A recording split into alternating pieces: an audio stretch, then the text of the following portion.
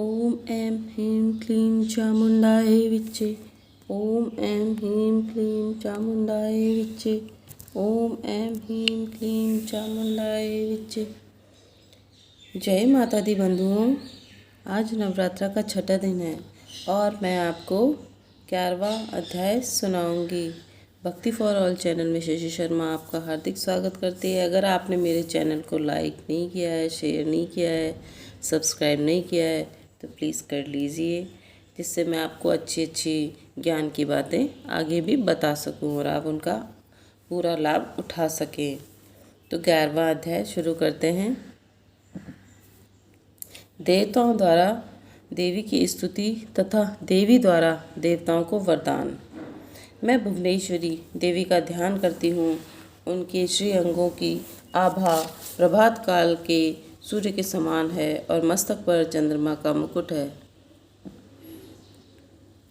वे उभरे हुए स्तनों और 3 नेत्रों से युक्त हैं। उनके मुख पर मुस्कान की छटा छाई रहती है और हाथों में वरद, अंकुश, पाश एवं अभय मुद्रा शोभा पाते हैं।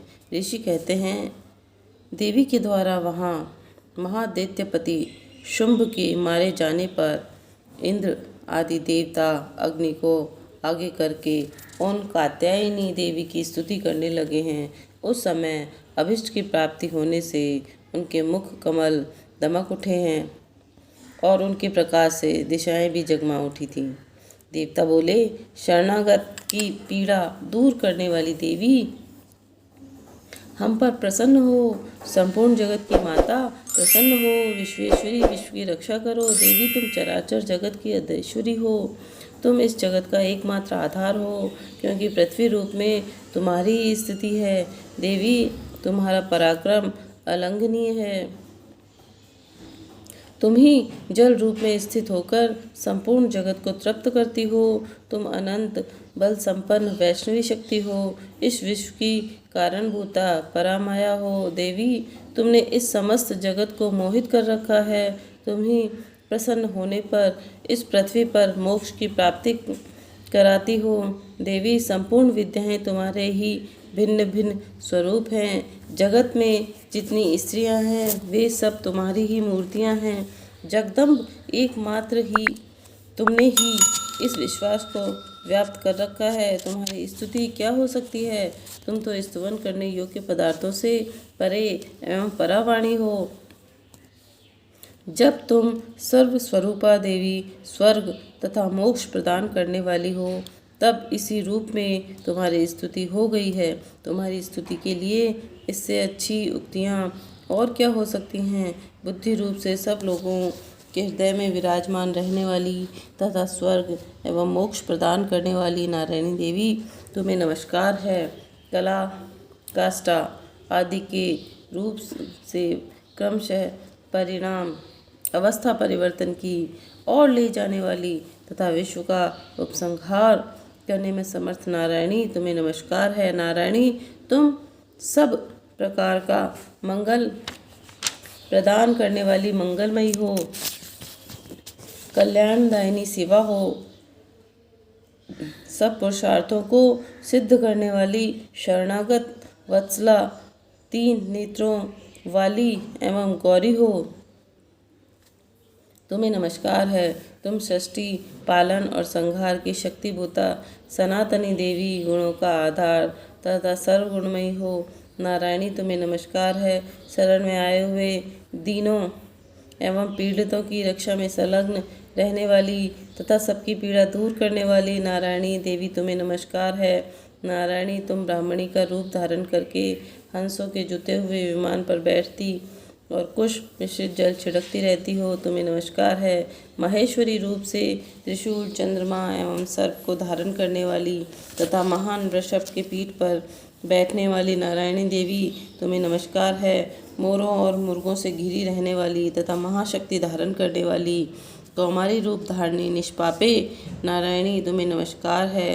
शंख, चक्र, गदा, शंख, धनुष रूप उत्तम आयुधों को धारण करने वाली वैष्णवी शक्ति रूपा नारायणी, तुम्हें प्रसन्न हो। तुम्हें नमस्कार है।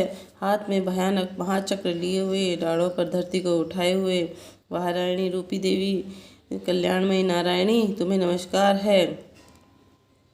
भयंकर नरसिंह रूप से दैत्य के वध करने के लिए उद्योगों को करने वाली, त्रिभुवन में रक्षा में संलग्न रहने वाली नारायणी, तुम्हें नमस्कार है। मस्तक पर किरीट और हाथ में महावज्र धारण करने वाली, सहस्त्र नेत्रों के कारण उद्दीप्त दिखाई देने वाली और वृत्रासुर के प्राणों का अपहरण करने वाली इंद्र शक्ति रूपा नारायणी देवी, तुम्हें नमस्कार है। शिव द्वितीय रूप से महती सेना को संहार करने वाली, भयंकर रूप धारण कर विकट गर्जना करने वाली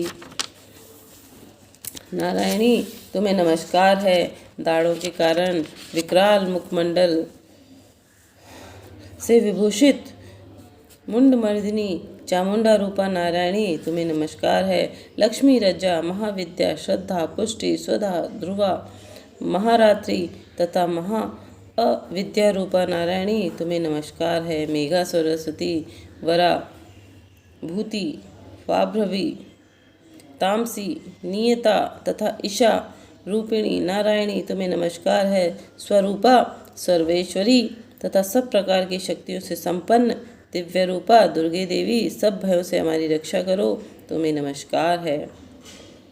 कात्यायनी, यह 3 लोचनों से विभूषित तुम्हारा सौम्य मुख इस प्रकार से भयों से हमारी रक्षा करे, तुम्हें नमस्कार है। भद्रकाली, ज्वालाओं के कारण विकराल प्रतीत होने वाले, अत्यंत भयंकर तथा समस्त असुरों का संहार करने वाला तुम्हारा त्रिशूल भय से हमें बचाए, तो तुम्हें नमस्कार है। देवी, जो अपनी ध्वनि से संपूर्ण जगत को व्याप्त करके दैत्यों के तेज को नष्ट किए देता है, वह तुम्हारा घंटा हम लोगों की पापों से उसी प्रकार रक्षा करे जैसे माता अपने पुत्रों की बुरे कर्मों से रक्षा करती है। चंडिके, तुम्हारे हाथों में सुशोभित खड्ग और असुर से रक्त और चर्बी से चर्चित हमारा मंगल करें, हम तुम्हें नमस्कार करते हैं। देवी, तुम प्रसन्न होने पर सब रोगों को नष्ट कर देती हो और कुपित होने पर मनोवांछित सभी मनोकामनाओं का नाश कर देती हो। जो लोग तुम्हारी शरण में जा चुके हैं उन पर विपत्ति तो आती ही नहीं। तुम्हारी शरण में गए हुए मनुष्य दूसरों की शरण देने वाले हो जाते हैं। देवी अंबिके, तुमने अपने स्वरूप को अनेक भागों में विभक्त करके नाना प्रकार के रूपों से जो इस समय इन धर्म द्रोही महादैत्यों का संहार किया है, वह सब दूसरी कौन है कर सकती है? कोई नहीं कर सकता। विद्याओं में, ज्ञान को प्रकाशित करने वाले शास्त्र में तथा आदि वाक्यों में, वेदों में तुम्हारे सिवा और किसका वर्णन है? तथा तुमको छोड़कर दूसरी कौन ऐसी शक्ति है जो इस विश्व को अज्ञान में घोर अंधकार से परिपूर्ण ममता रूपी घड़े में निरंतर भटका रही हो, जहाँ राक्षस, जहाँ भयंकर विष वाले सर्प, जहाँ शत्रु, जहाँ लुटेरों की सेना, जहाँ दावानल, वहाँ तथा समुद्र के बीच में भी साथ रहकर तुम विश्व की रक्षा करती हो। विश्वेश्वरी, तुम विश्व का पालन करती हो, विश्वरूपा हो, इसलिए संपूर्ण विश्व को धारण करती हो। तुम भगवान विश्वनाथ की वंदनीय हो। जो लोग भक्तिपूर्वक तुम्हारे सामने मस्तक झुकाते हैं, वे संपूर्ण विश्व को आश्रय देने वाले होते हैं। देवी, प्रसन्न हो, जिससे इस समय असुरों का वध करके तुम शीघ्र ही हमारी रक्षा करो। उसी प्रकार सदा हम शत्रुओं से भय से बचाओ, संपूर्ण जगत का पाप नष्ट कर दो और उत्पात एवं पापों के फल स्वरूप प्राप्त होने वाले महामारी आदि बड़े बड़े उपद्रवों को शीघ्र दूर करो। विश्व की पीड़ा दूर करने वाली देवी, हम तुम्हारे चरणों में पड़े हुए हैं, हम पर प्रसन्न हो। त्रिलोक निवासियों की पूजनीय परमेश्वरी, सब लोगों को वरदान दो। देवी बोली, देवताओं, मैं वर देने को तैयार हूँ। तुम्हारे मन में जिसकी इच्छा हो वह वर मांग लो। संसार के लिए उस उपकारक वर को मैं अवश्य दूंगी। देवता बोले, तुम इसी प्रकार 3 लोगों की समस्त बाधाओं को शांत करो, हमारे शत्रुओं को नाश करती रहो। देवताओं, वैवस्वत मनवंतर के 28वें युग में शुंभ और निशुंभ नाम के 2 दैत्य, अन्य महादैत्य उत्पन्न होंगे। तब मैं नंदगोप के घर में उनकी पत्नी यशोदा के गर्भ से अवतीर्ण हो विंध्याचल में जाकर रहूंगी और उन दोनों असुरों का नाश करूंगी। फिर अत्यंत भयंकर रूप से पृथ्वी पर अवतार ले मैं प्रचित नाम वाले दानवों का वध करूंगी। उन भयंकर महादैत्यों को भक्षण करते समय मेरे दांत अनार के फूलों की भांति लाल हो जाएंगे। तब स्वर्ग में देवता, मृत्यलोक में मनुष्य सदा मेरी स्तुति करते हुए मुझे रक्तदंतिका कहेंगे। फिर जब पृथ्वी पर 100 वर्षों के लिए वर्षा रुक जाएगी और पानी का अभाव हो जाएगा, उस समय मुनियों के स्तवन करने पर मैं पृथ्वी पर अयोनिजा रूप में प्रकट होंगी और 100 नेत्रों से मुनियों को देखूंगी। अतः मनुष्य शताक्षी इस नाम से मेरा कीर्तन करेंगे। देवताओं, उस समय मैं अपने शरीर से उत्पन्न हुए शाखों द्वारा समस्त संसार का भरण पोषण करूंगी। जब तक वर्षा नहीं होगी तब तक वे शाख से ही सारे के प्राणी की रक्षा करेंगे। ऐसा